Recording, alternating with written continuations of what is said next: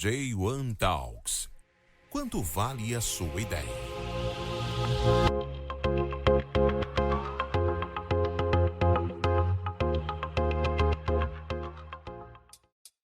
Este episódio é um oferecimento de J1 Seeds, da ideia à marca.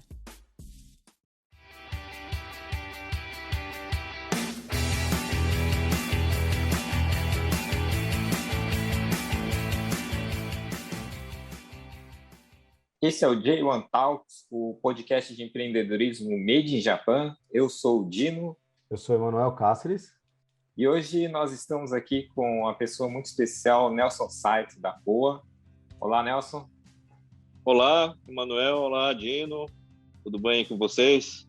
Tudo bem. Obrigado, Nelson, Tudo por bem. estar participando. A gente sabe que seu tempo é bem corrido, você é bem corrido, limitado e dispôs esse tempo para falar com a gente aqui. Arigatô, né? De nada. É um prazer estar aí com vocês nesse programa de vocês aí que tá um sucesso aí, né? E eu estar aí participando, isso aí é uma honra. A gente que agradece aqui, né? Então vamos lá, para começar, vamos falar para o pessoal quem é o Nelson, de onde que é a empresa, onde que você está, o que que você faz, quem é o Nelson na fila do pão, né? Olá, eu sou brasileiro, natural do município de Tomé-Açu, no estado do Pará, um município que fica a 250 quilômetros mais ou menos da capital Belém, onde tem uma grande colônia japonesa. Lá eu vivi até os meus 8 anos de idade, depois mudamos para uma cidade chamada Castanhal, que já fica bem mais próximo da capital, fica mais ou menos 1 hora de carro, 1 hora e pouco, né? De carro, 70 quilômetros mais ou menos. Lá eu vivi até os 21 anos, comecei a trabalhar lá, trabalhei num banco por 3 anos. Na verdade, comecei a trabalhar cedo, né? Eu comecei a fazer bico desde quando era estudante. 12, 13 anos de idade, eu fazia já uns bicos aí para ganhar um dinheirinho para comprar as coisas para mim, né? A maior aquisição dessa época foi uma bicicleta que consegui comprar. Mas foi, assim, muito uma alegria, né? Ter conseguido comprar essa bicicleta, lembrando dessa época aí, né? E depois eu trabalhei, de adulto, trabalhei no banco, trabalhei 3 anos. Depois fui morar em Manaus, na cidade de Manaus, trabalhar numa multinacional japonesa. E daí surgiu, na época, né, todo mundo falava em vir para o Japão para fazer pé de meia, voltar e começar alguma coisa lá no Brasil. Meu sonho também não foi diferente. E larguei tudo lá, né, um emprego razoavelmente bom que eu tinha, e vim atrás desse sonho. Ficar por 2 anos, trabalhar, juntar dinheiro e voltar. Conseguiu comprar a moto depois de 2 anos aqui, ó? Então, chegando aqui, né, no Japão, no ano de 1989, em 30 de junho de 89. Passou de 32 anos que eu vim aqui do Japão. Comecei a trabalhar em fábrica. Trabalhei numa fábrica mais ou menos 8 meses na fábrica. Trabalhava no turno da noite, dia, uma semana dia, uma semana noite. E após com 6 meses de tempo, surgiu o convite para me trabalhar de encarregado, né? Seria assim, tipo, cuidar dos brasileiros que vinham do Brasil, dar toda a assistência, preparar para levar para entrevista nas fábricas, né? Então, depois de 8 meses, comecei a trabalhar nesse tipo de atividade, tipo cargo, né? Aí, com mais ou menos 1 ano aqui no Japão, passei a ser gerente da empreiteira que eu trabalhava. E quando completou os 2 anos, né, que era o objetivo, né, já tinha conseguido juntar o capital. Em 2 anos eu consegui juntar mais ou menos 40 a 50 mil dólares, que era o objetivo, né, juntar esse dinheiro. Ou seja, não foi fácil para juntar esse dinheiro. Eu passava a semana com 5 mil ienes, um mês com 20 mil ienes mais ou menos. Quando dava muito era 25 mil ienes. Então passei assim com determinação, né, determinado para conseguir juntar esse valor. Enfim, quando completou os 2 anos, pensei, será que eu vou para o Brasil, volto para o Brasil já estou com dinheiro aqui, dá para comprar um carrinho, dá para comprar acho que um apartamentinho lá e fazer alguma coisa. Só que na época o Brasil estava em uma grande crise econômica, né? Acho que na época do impeachment do Collor, né, presidente Collor, estava assim, a inflação estava alta, então não via assim boas perspectivas no Brasil nessa época. E eu falei, será que eu vou embora ou não? Não. Pensei, né? Eu falei, não, o que tem para fazer aqui no Japão? Esse serviço de empreiteira, que gosto muito do que estava fazendo, gostava muito do que eu estava fazendo e falei, não, eu vou tentar. Eu acho que eu tenho perfil para isso. Então aí comecei a montar minha empresa. Você pode explicar para a gente como que é o modelo do seu negócio hoje? Meu negócio é empreiteira, né, aqui no Japão. Empreiteira, quando eu falo em empreiteira no Brasil, o pessoal confunde muito com construtora, não é isso? Só que, na verdade, tanto lá no Brasil como aqui assim no Japão, empreiteira é um ramo de atividade que você pega uma empreita, é o ato de empreitar um serviço, né, uma terceirização de serviço. Por exemplo, no Brasil, tem uma construtora e contrata uma empreiteira para fazer a execução do projeto. Bem, assim que eu entendo de empreiteira, né, no Brasil, por exemplo. O governo tem uma obra para fazer de uma estrada, então ele faz todos os projetos e faz uma licitação para contratar uma empreiteira para executar o serviço. Então, aqui no Japão, é a mesma coisa. Uma indústria contrata uma empreiteira para fazer uma terceirização do serviço, para fazer uma empreita. Na verdade, eu escutava essa palavra empreita, desde quando eu era pequeno, que meus pais eram agricultores lá no Pará, né? Plantação de pimenta do reino. E na pimenta do reino, ele é dividido em quadras, né? Que é mais ou menos, cada quadra dá mais ou menos 250 metros quadrados. Então, tem épocas que o capim cresce muito, né? Então tem que fazer a capinação. Antigamente era na enxada. Então meus pais contratavam gente, em vez de contratar gente direto, ele fazia uma empreita. Disse, olha, eu te pago por quadra tanto para a pessoa. Era muito mais produtivo do que você ter um funcionário que trabalharia no horário normal, enquanto que na empreita a pessoa se esforçaria para fazer mais quadras. Então, o sistema, acho que aqui no Japão, que é a mesma coisa, uma empreiteira, né? Uma fábrica contrata uma empreiteira para terceirizar o serviço. E hoje em dia tem a terceirização do serviço, né? E tem a terceirização do recurso humano, de funcionários, que são um pouquinho diferentes. Então, dois tipos de atividade dentro de uma empreiteira. Ou seja, terceirização da produção, né? Que a empreiteira faz, né? Ou alocação de mão de obra. São um pouquinho diferentes, mas são atividades que uma empreiteira pode fazer. Como que você percebeu a oportunidade de abrir a sua empresa nesse segmento que você já trabalhava? Então, trabalhando na empreiteira, aprendi muita coisa, né? Aprendi como é que funciona, né? O sistema todo. E eu vi que tinha uma oportunidade para mim também, para começar. E aproveitando a experiência que eu tinha, o conhecimento que eu adquiri, resolvi arriscar, começar, né? Muita coisa me motivou, principalmente na época quando eu estava saindo da empreiteira que eu estava, eu ouvi assim algumas críticas, né? O Nelson, ele vai quebrar a cara, não vai conseguir, porque cara novo demais, né? Ele não vai conseguir. Então eu ouvi essas coisas, né? Por trás de mim, né? Eu ouvi, né? Então eu falei, não, eu vou mostrar que eu consigo fazer muito melhor do que eles. Então isso foi uma motivação, né? Que começou. Aí abri a empresa, primeiro fundei a empresa, depois comecei a correr atrás de serviço. Logo depois que comecei a correr atrás de serviço, veio a crise da bolha econômica. Aí acabou o serviço, todo mundo aí, o Japão entrou em crise. Foi em que ano isso? Em 92, com o estouro da bolha econômica, os imóveis despencaram de preços. O principal fator dessa crise foi os imóveis, né, que despencaram de preço, né? Era uma bolha, né?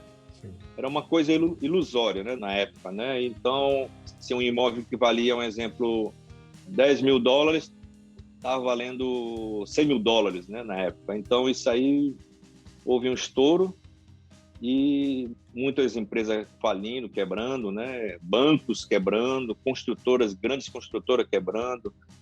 Então, veio uma crise muito grande, então afetou as indústrias, né? Parou a economia. Foi bem na época que comecei. Então, eu comecei a correr atrás de fábricas para fazer contratos e não conseguia porque não tinha serviço. Então, foi uma época muito difícil.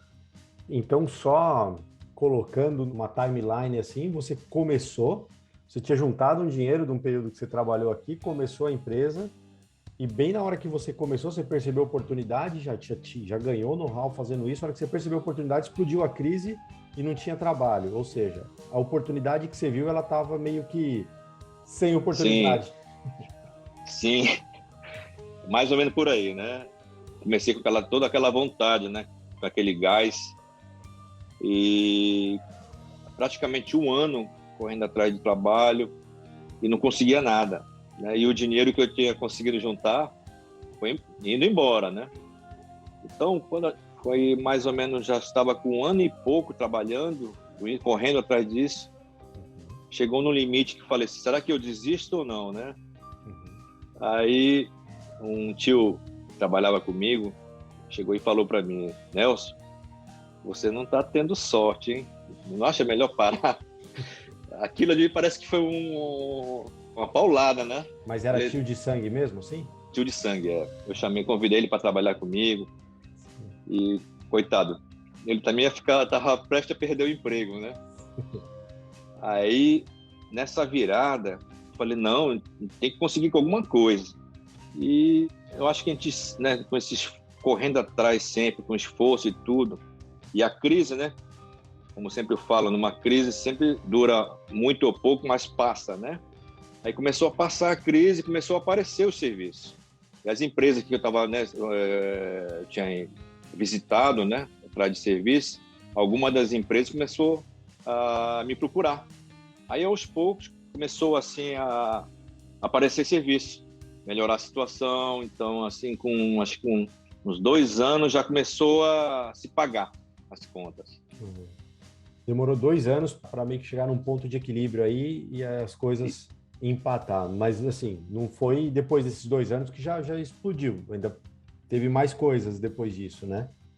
Então, em 2 anos que eu estava com essa atividade, lembro que foi no ano de 93, depois de 4 anos que eu falei, não, agora eu posso voltar a dar uma visitada no Brasil para ver como é que está, né? Então, depois de 4 anos que consegui, assim, uma tranquilidade para me poder viajar.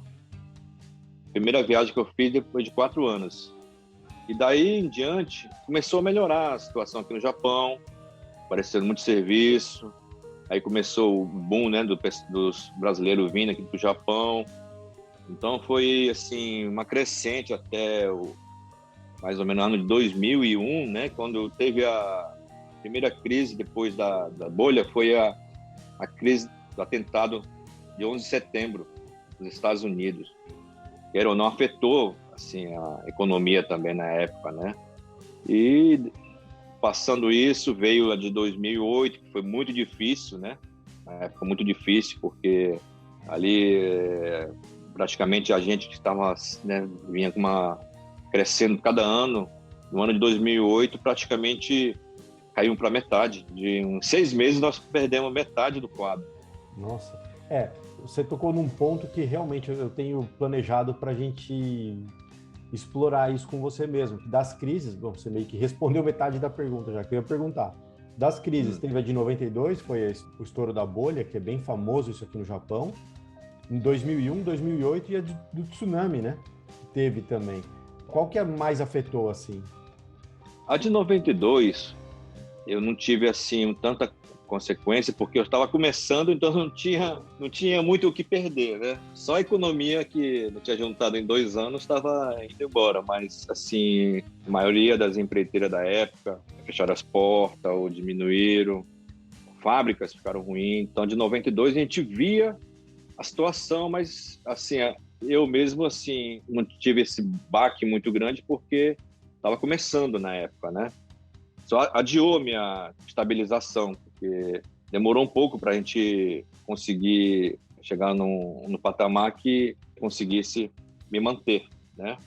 A 2001 também, né, nos Estados Unidos, principalmente a parte de companhias aéreas, ficaram em situação bem difícil no mundo inteiro, então isso afetou, de certo modo, a economia aqui no Japão também, mas não foi tão drástico, né, que nem do Japão.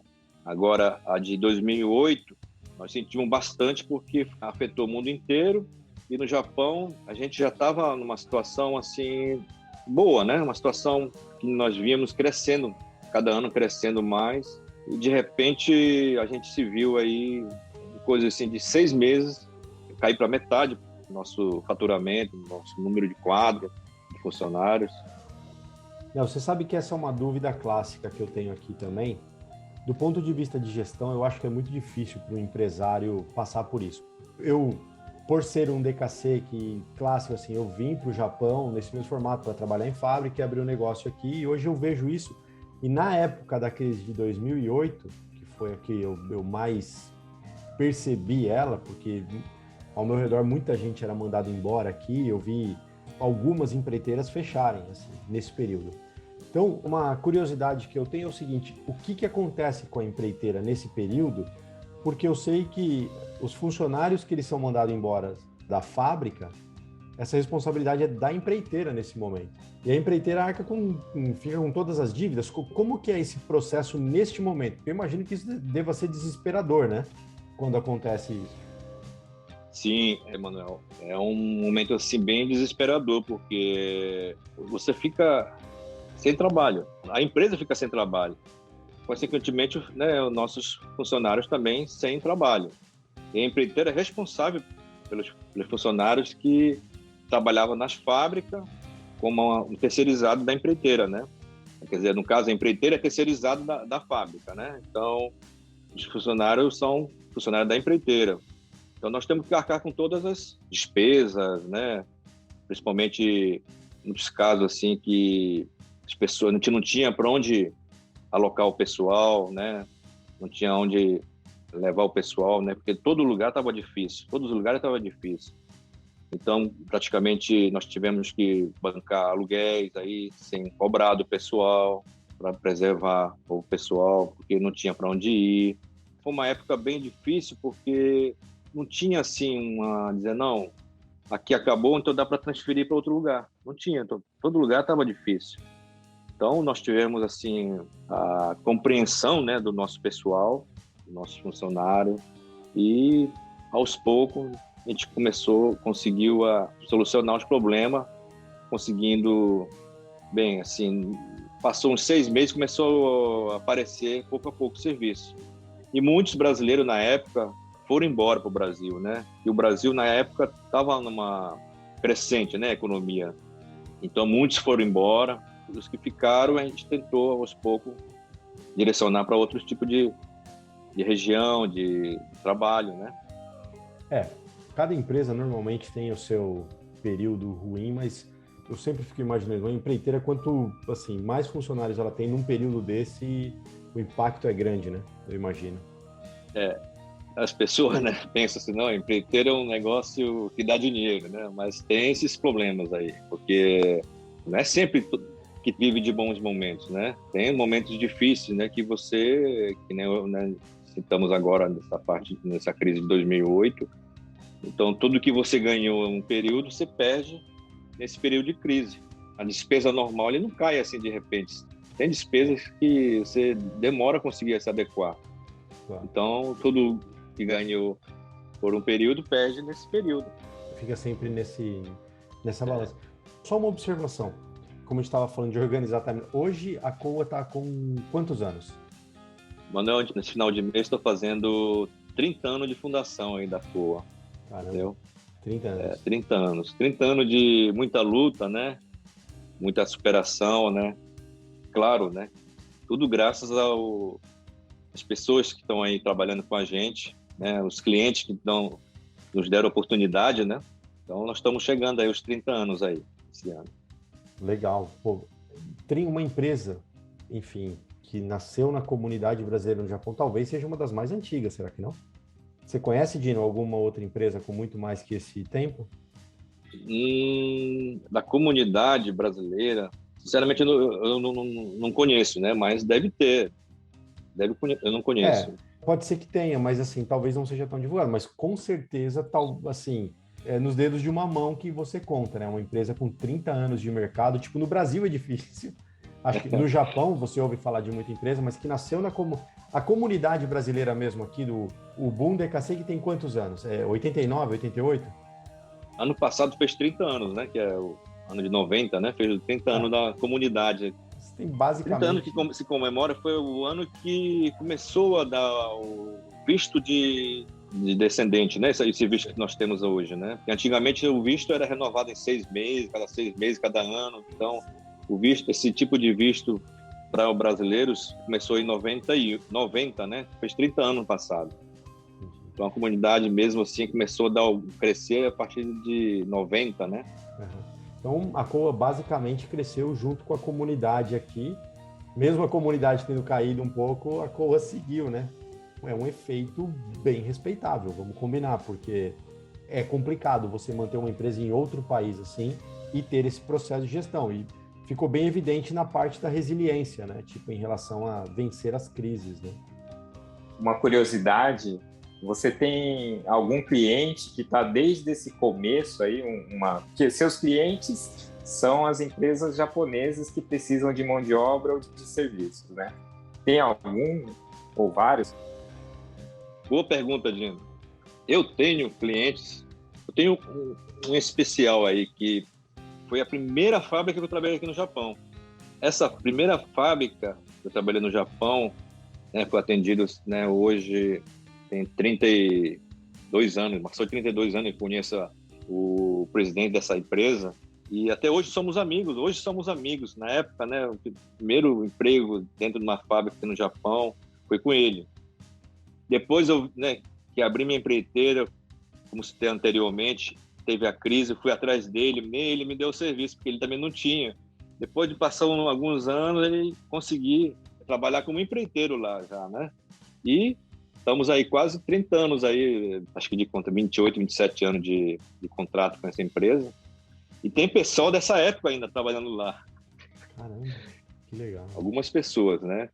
Nossa. Então, é assim, tem empresa assim que passa de 25 anos que nós estamos trabalhando. Eu conheci o presidente da empresa, que me ajudou muito, me deu muitos conselhos, né? E ele se aposentou, hoje é o filho que é o presidente da empresa. Nós, assim, trabalhamos com eles, um dos principais clientes nossos, principais parceiros nossos, né? Então, tem algumas empresas que se mantêm desde essa época. Claro que algumas mudaram de gerações, de presidente, né, se aposentou, passou o filho, ou veio uma outra pessoa. Nós temos aí. A liderança mudou. Muito legal isso, manter esse vínculo, né? Esse período. Outra observação, essa primeira fábrica que eu falei que trabalhei, eu trabalhando na fábrica, tinha um líder dentro dessa fábrica, né? Que era o meu chefe, né? Na época, o meu líder um funcionário japonês na época, né? Que era o líder do setor e era meu chefe. Hoje viramos amigos também. E ele continua nessa empresa, ele virou diretor executivo da empresa hoje, dessa empresa. E temos amizade até hoje. Que legal. Essa empresa é aquela que aparece no vídeo que a gente foi fazer a filmagem? Exatamente. Eu não sei se isso pode ficar na edição, mas quem tiver curiosidade é entrar no canal da COA Corporation, no YouTube, tá o vídeo lá, mostra essa empresa aí. Acho que você conversa com o dono, né? Com o presidente. Não, esse é o diretor executivo que eu falei agora. Que legal. Então tá lá, quem tiver curiosidade tá no vídeo lá. Ele que, na época, era apenas um funcionário, assim, e virou diretor, né, da empresa. Uma satisfação a gente também ver que a pessoa, né, cresceu também. É bem legal. Só uma curiosidade, de onde que vem esse nome, COA? Porque Nelson Saito não tem a ver com COA. Vou tentar explicar aqui. COA, né, é assim...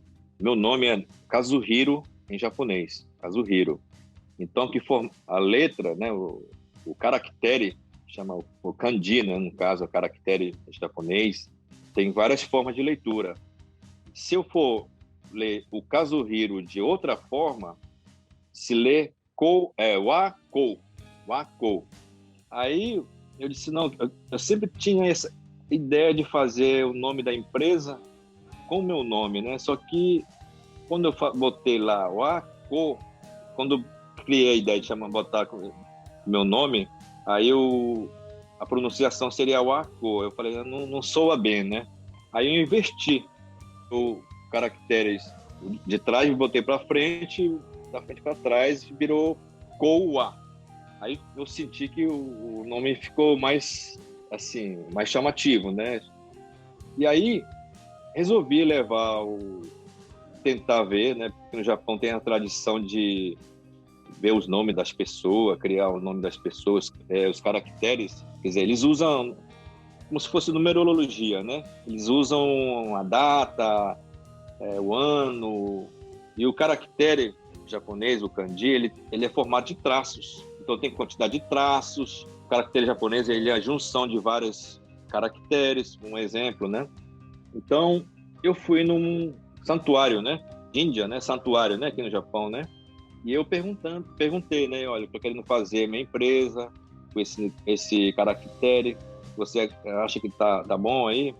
Aí ele falou, deixa eu pesquisar aqui. E ele me falou que não seria bom com esses caracteres, né? No caso, ele falou assim, eu te dou uma opinião com esse aqui, que seria só mudou o ko, né? O A ele falou que é bom. O A no caso a gente lê caso também em japonês, ele significa paz. E o ko ele mudou para um outro caractere que é uma junção de ri, que é dia, e hikari, que é brilho. Esse ko é uma junção de ri com ko, que é dia brilhante. Ele falou, esse aqui é adequado, então esse aqui que vai ser o caractere da palavra ko. Então assim surgiu, foi o início da definição do nome, né, da koa. Ele meio que fez o cálculo, parece que está funcionando então, né? 30 anos.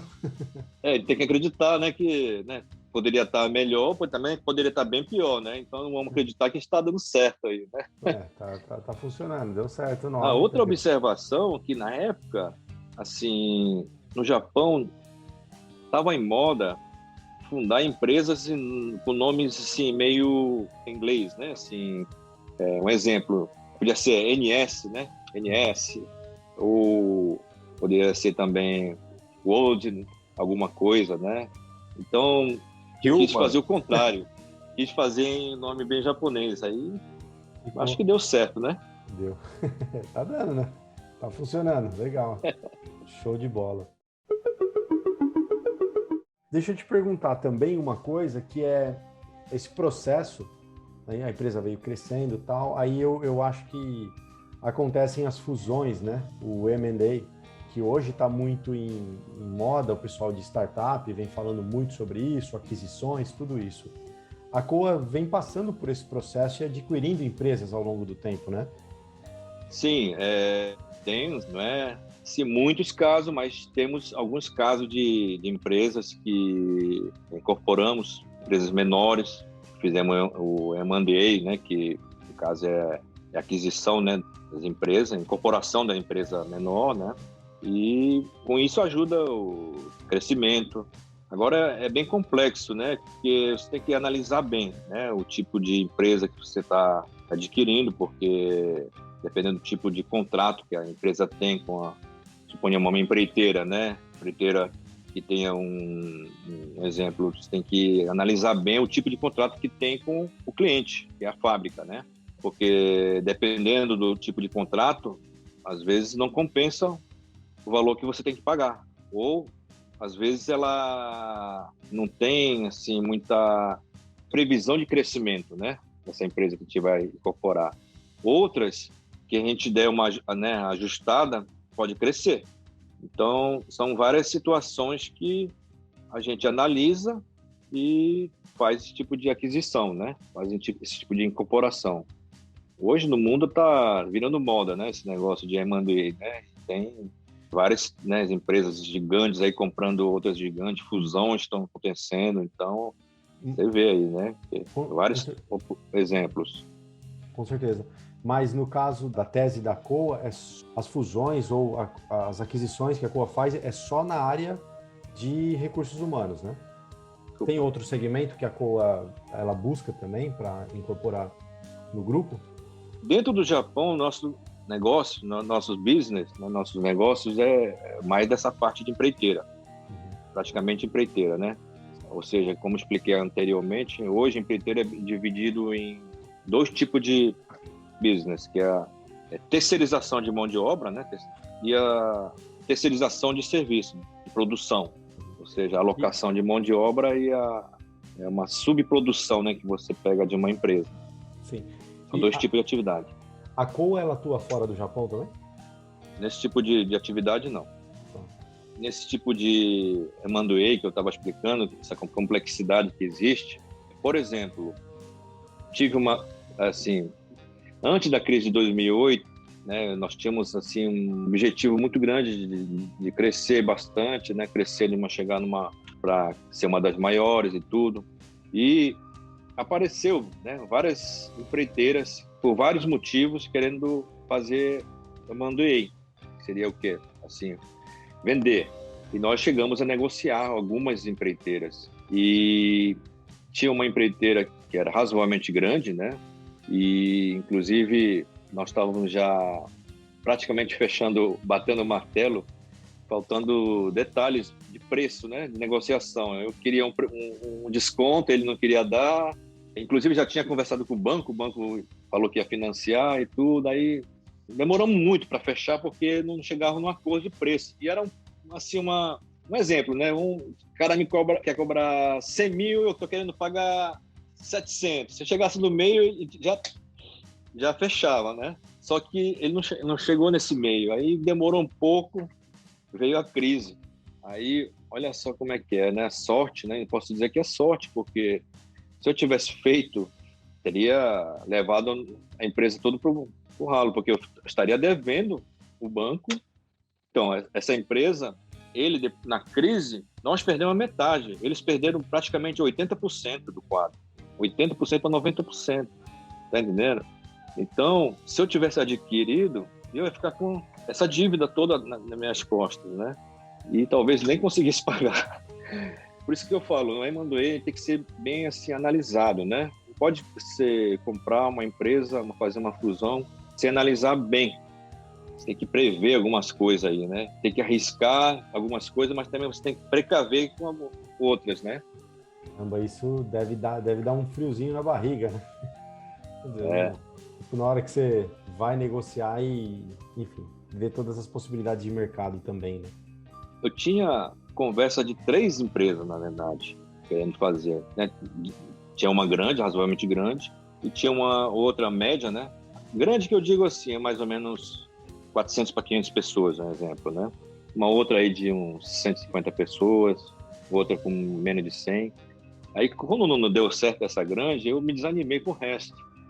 Aí foi até bom, porque senão teria um prejuízo grande, entendeu? Então, eu acho que no mundo do negócio a gente tem que arriscar, mas também tem que ter um certo pé no chão, né? Com certeza. Nelson, deixa eu te, assim, mudando um pouquinho a perspectiva, uma coisa muito mais de conselho para o pessoal. O que você recomenda para alguém que ou está com um negócio pequeno ou quer começar a empreender, abrir um negócio aqui no Japão ou no Brasil mesmo, né? O que você recomenda para essa pessoa hoje? O que eu recomendaria, né? Por exemplo, eu tenho meu negócio de empreiteira, tive negócios lá no Brasil, tenho os negócios no Brasil. O que eu recomendo para as pessoas hoje? Se você vai entrar num ramo de alguma atividade, primeiro você tem que estudar bem o que você vai fazer, né? O tipo de atividade que você vai fazer. E depois você tem que calcular muito os custos, né? E, por último, você tem que ver se você tem esse perfil. Um exemplo, né? Se você vai abrir uma loja, se você não tiver perfil de vendedor, você não vai para frente. não vai vender se você não tiver esse perfil. Um exemplo bem simples, né, que estou dando aí, né? Um exemplo. E também tem que ter um certo capital, tem que juntar um capital para começar, né? Acho que não é bom começar num capital negativo, né? Negativo que eu falo, você pegar emprestado e começar um negócio. Porque todo negócio existe um tempo para ser maturado, para começar a dar retorno. E eu expliquei logo no início da minha empresa, que demorou um pouquinho mais para começar a dar retorno, né, maturado, por causa da crise, né? Que eu tive que esperar a crise passar. Esperar não, assim, a crise passar, né? Então, todo tipo de negócio eu acho que leva um certo tempo, né? Dependendo do tipo de negócio, demora mais ou menos, mas todo negócio, você não vai abrir um negócio e pensar que amanhã vai começar a comer, né? E outra, tem que calcular bem em que vai investir, em que vai fazer. Vou contar um exemplo. Tem um amigo meu, ele abriu um restaurante italiano aqui em Tóquio. Aí, o restaurante não era muito grande, parece que cabia umas 40 pessoas, né, no restaurante. Ele comprou uma máquina de fazer café de 5 milhões de ienes. Eu falei... Aí, ele me contando essa história, né, que hoje ele vê isso aí, mas ele fechou o restaurante ele disse que não durou 6 meses. Eu estou citando o exemplo da máquina de café que ele comprou. Quantos cafés ele teria que vender para recuperar os 5 milhões? Um exemplo, uma máquina de café. E isso ele me conta rindo hoje, ele trabalha em outra atividade, ele começou com outra atividade, mas é o tipo de experiência que ele teve. Então, é mais ou menos por aí, eu acho, sabe? Para ser mais simplificado. É o planejamento, né? Assim, isso. Emendando nisso, que esse é uma outra curiosidade que eu tenho em relação à empreiteira. A gente fala bastante no meio de empreendedorismo sobre o processo de vendas e, enfim, você acabou de falar sobre vendas, você saber vender. Como que é esse processo para você? Você é um vendedor nato, tipo assim, teve que vender, né? E como que é o processo de venda hoje na Coa? Você ainda coordena isso? Sim, no início, eu que saí atrás, né, de vender, né? Mesmo, assim, não sabendo japonês bem, assim, 100%, mas eu que saí, batendo na porta das empresas, oferecendo meu serviço. E tem que ter, né? Porque o vendedor, ele tem que ser bem, assim, agressivo, né? Mas também não pode estar mentindo, sei lá, inventando coisas que você não possa cumprir. Então, esse processo dentro da nossa empresa, na Coa, por exemplo, hoje nós temos uma equipe, né, nessa parte de departamento de vendas. Temos responsáveis, né, dessa parte, mas no início eu corria todas atrás dessas empresas que temos contrato, né, desde antigamente, foi praticamente eu que fui atrás, né, e consegui. Muitos por apresentação. Apresentação por como assim que eu consegui por apresentação? Aqui no Japão, assim, se você presta um serviço conforme, né, solicitado, assim, cumprindo o direito, cumprindo com, né, o prazo, com a solicitação que a empresa pede, eles ficam, né, satisfazendo, no caso, né, satisfazendo eles vão te indicar para outras empresas, vão te indicar para alguém que está precisando. Agora, se você falha com eles não vão te indicar, porque ele tem medo de se queimar. Porque aqui no Japão, assim, se você apresenta, você é o responsável se acontecer alguma coisa. Por exemplo, eu vou apresentar o Emanuel, uma outra empresa, mas eu vou te apresentar porque eu tenho certeza que você é uma empresa confiável que não vai me queimar. Você tem que chegar nesse patamar. Então, através disso que eu comecei conseguindo aumentar o número de clientes. Nós temos a equipe de vendas, eles fazem esse mesmo trabalho que nós fazemos, que começamos. Legal. Tem mais uma coisa. Aqui no Japão existe todo um processo no relacionamento, né, das empresas e tem diferenças na hora de você trocar o cartão, você passar o seu cartão por baixo da outra pessoa, né, do que está passando o cartão para você. Isso dá um diferencial, né, na hora do relacionamento. Tem essa coisa acho que talvez humildade, né? Sim, sim. Bem dito aí, Dino. Eu não nasci sabendo, né?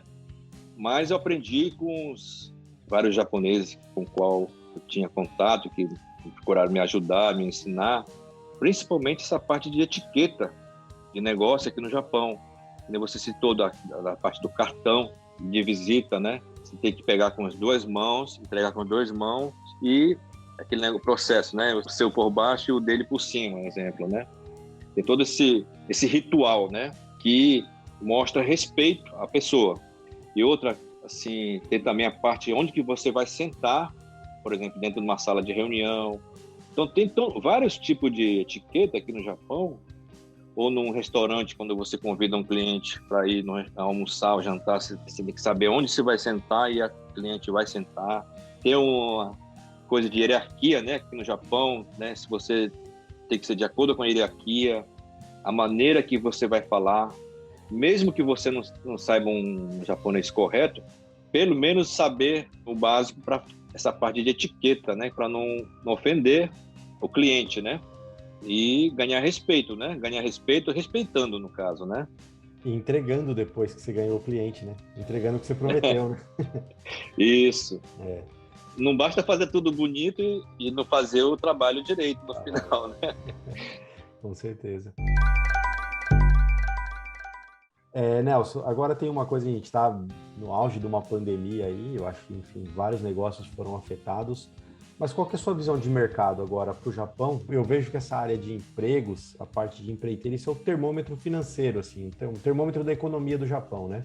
O quão aquecido está emprego ou não, é o quão a economia está aquecida ou não. Qual que é a sua visão para os próximos, sei lá, pelo menos 10 anos? Manuel, essa crise, né, do Covid, que afetou o mundo inteiro, aqui na Coa também não foi diferente, né? Nós estamos passando por uma, não digo dificuldade, mas assim, um momento de ajustes, né? Porque, queira ou não, afetou, assim, alguns setores, né? Afetou vários setores, aliás. Principalmente a parte de automobilístico, né? Hoje, por exemplo, esse mês de setembro deu uma parada em vários tipos de marcas, né? Principalmente a Toyota, Subaru, outras empresas grandes estão parando aí. Pararam alguns dias, aliás, em setembro. Em outubro também tem previsão de parar alguns meses. Na verdade, estão parando não é por falta de pedidos, não é porque não está vendendo. O que está acontecendo no mundo, por causa do Covid, está tendo problema de abastecimento de peças. Caramba. Tem algumas indústrias, porque um carro, por exemplo, suponhamos um carro a gasolina, ele leva 30 mil peças. Se não tiver 2 peças, ele não monta o carro. Então está havendo essa falta de abastecimento de peças fundamentais para a montagem dos carros. Isso está ocorrendo porque teve Covid, teve indústrias que pararam, né? Não é só automobilístico, né? Você está percebendo que está tendo aumento no produtos alimentícios, né? Porque o produto está encarecendo, porque, por exemplo, hoje eu ouvi falar que está faltando algo, a carne vai aumentar mais ainda, porque nos Estados Unidos, na época do Covid, ano passado, no auge, parou alguns frigoríficos por causa do Covid. Isso atrasou a produção. Então, o Covid vai afetar ainda alguns setores. Eu acho que ainda esse ano já está terminando, mas não vai acabar ainda. E o futuro, eu acho que nós vamos sentir sequelas desse Covid, porque tem muitas empresas que eu acho que vai abrir falência porque foi afetado com o Covid, né? Então, eu acho que vai ter uma sequela muito grande na economia com isso. Não sei te dizer de que dimensão, mas eu acredito que ainda tem crise por vir. Porque os governos gastaram muito, né? Fizeram papéis aí para imprimir dinheiro para cobrir a economia, né? Dentro dos países. Vários países fizeram isso. E, suponhamos, daqui a 10 anos, tem muitas coisas que vai mudar, né? No caso, com o Covid, nós mudamos a maneira de viver, maneira de trabalhar. Essa cultura, por exemplo, essas empresas grandes que têm offices grandes, né? Eles vão diminuir. Viram que não precisa todo mundo trabalhar no escritório, pode trabalhar de casa, né? Pode trabalhar home work. Então, essa cultura acho que vai continuar. Então, ou seja, vai diminuir a demanda nesse ponto, né? Viagens de negócio, né? Por exemplo, os próximos 10 anos são de adequação, né? E de evolução, porque vai começar essa parte de carros elétricos, né?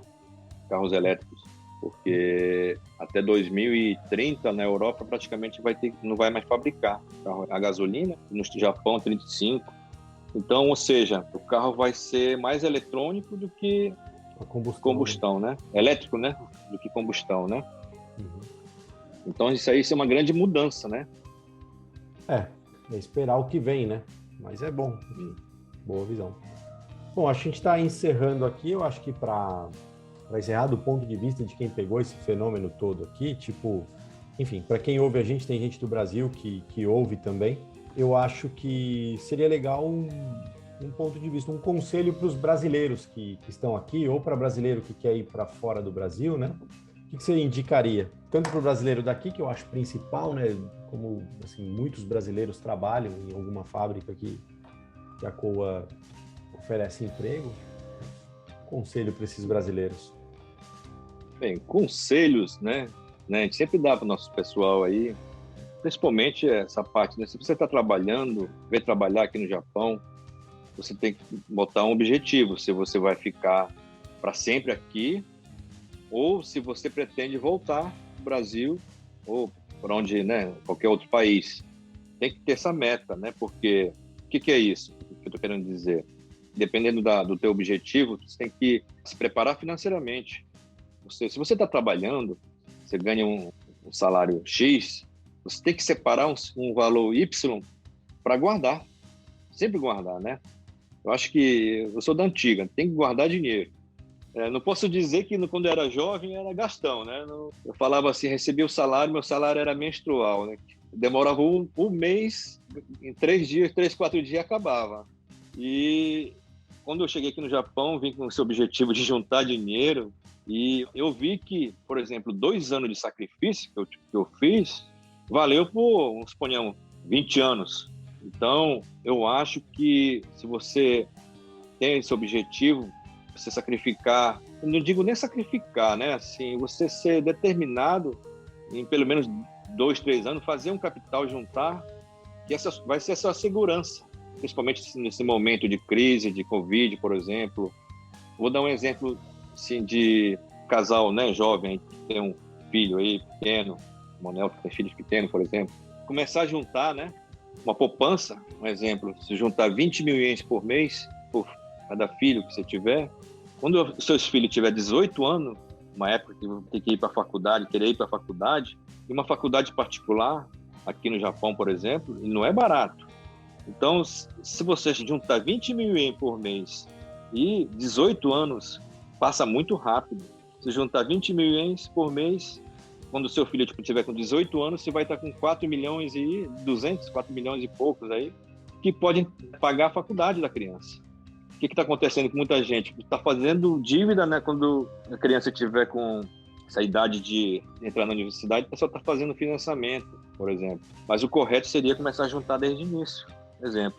4 milhões e 320. 4 milhões e 320, né? Isso. Para ser exato.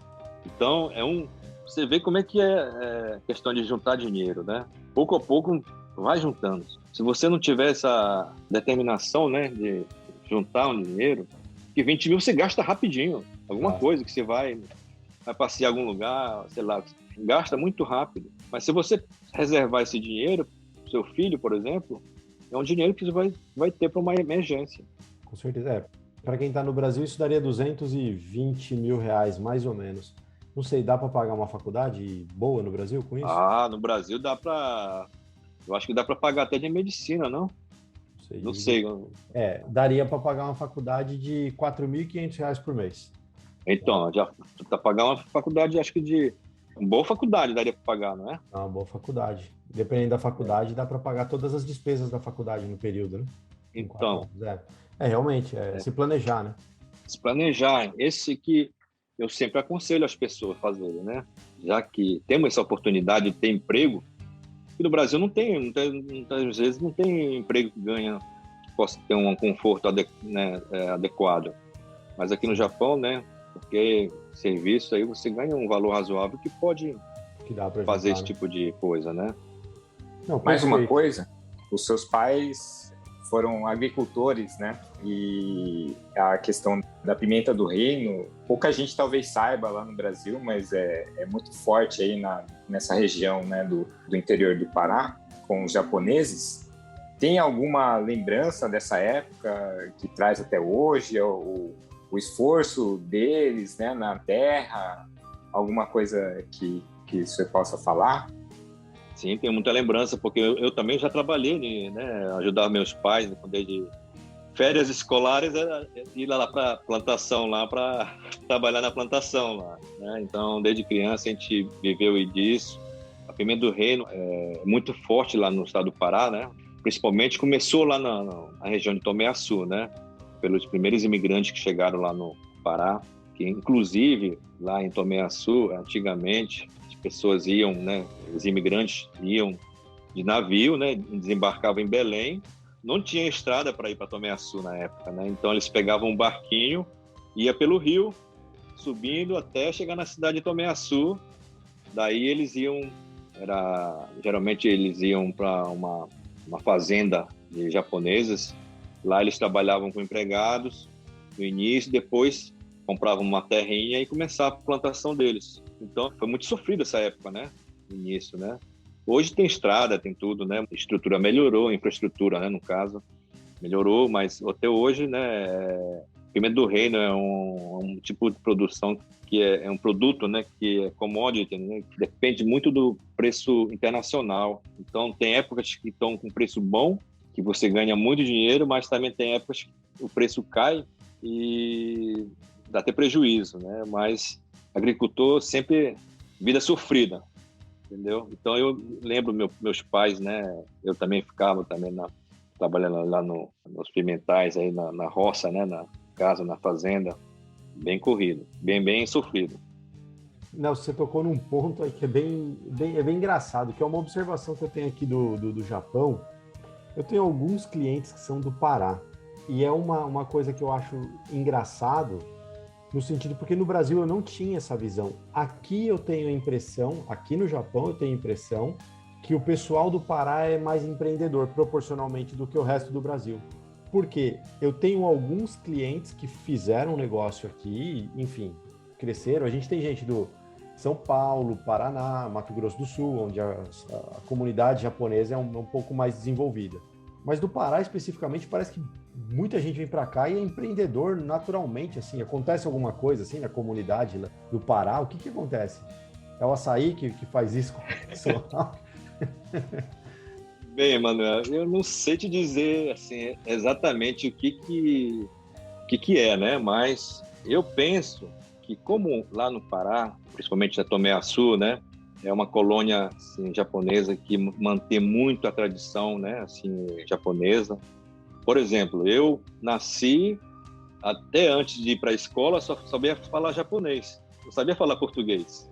Então, a primeira língua que você aprende lá, principalmente na minha época, né, era o japonês que você aprendia. Aí, quando você começava a ir na escola, que você começava a aprender o português. E na sala de aula, suponhamos assim, se tivesse 40 alunos na sala, mais da metade era descendentes na minha escola, quando eu estudei em Tomé Açu, né? Então, as pessoas da comunidade lá do Pará, eles já vêm com conhecimento do japonês, da língua japonesa, né? Eu acho que é por isso que tem mais facilidade para... Quer dizer, eu penso, né, que tem mais facilidade para fazer algum tipo de negócio aqui no Japão, principalmente com os japoneses, né? Eu creio que é isso. É, legal. É uma observação, não tem base de estudo nenhuma nisso, mas é uma observação que eu tenho justamente sobre isso. Boa parte dos empreendedores brasileiros aqui, quer dizer, tem bastante paraense. Mas assim, não sei, pode ser coincidência também de eu atender paraense, né? Realmente tem bastante amigos paraenses que são empreendedores aí, tem empresas em vários tipos de atividade, né? E realmente, o que eu imagino que seja isso. Porque você fazer negócios assim com japoneses, né, empresas japonesas, você sabendo e não sabendo você tem mais facilidade para fazer o negócio, né?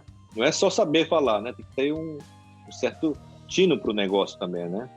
E de repente a pessoa já vem de lá com esse conhecimento, porque experiência dos pais que trabalharam nesse ramo e com isso eles já vêm com esse tipo de conhecimento, né? É bem legal. Sim. Outra coisa que eu queria falar é o seguinte, a gente fala muito em empreendedorismo, né? Sim. Um conselho também, assim, com os brasileiros, a gente fala muito em empreendedorismo, mas a pessoa pode ter sucesso não só, assim, abrindo empresa, né? Empreender alguma coisa. Eu acho que também, principalmente os jovens aí que estão estudando, né? Começando aí, aprender fora o inglês uma outra língua e trabalhar em grandes empresas multinacionais ou, por exemplo, pessoas que trabalham em empresas.